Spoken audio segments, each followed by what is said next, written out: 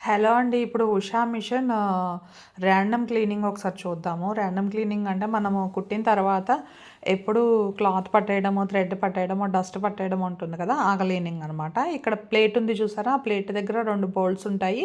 ఆ బోల్ట్స్‌ని ఓపెన్ చేయాలి. ఓపెన్ చేసి అక్కడ ఉన్న డస్ట్‌ని మొత్తం బ్రష్‌తో క్లీన్ చేయాలి.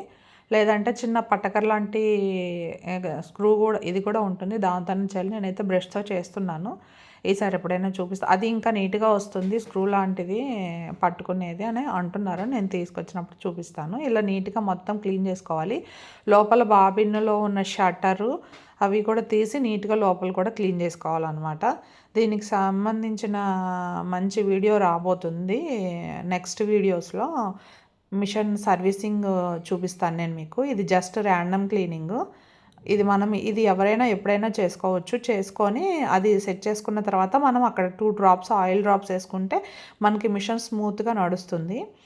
అది ఇలా ఎప్పుడు మనం స్టిచ్ చేసిన తర్వాత వీక్లీ వన్సో లేకపోతే 15 డేస్‌కి ఒకసారి ఇది చేసుకుంటా ఉంటే నీట్‌గా ఉంటుంది మిషన్. మనం మిషన్‌ని ఎలా వాడామన్నది కాదు, మనం ఎలా మెయింటైన్ చేస్తున్నాం అన్నది కూడా ఇంపార్టెంటే కదా! మనం ఏదైనా ఒక వస్తువుని జాగ్రత్తగా వాడితే ఎక్కువ రోజులు లైఫ్ ఉంటుంది కదా!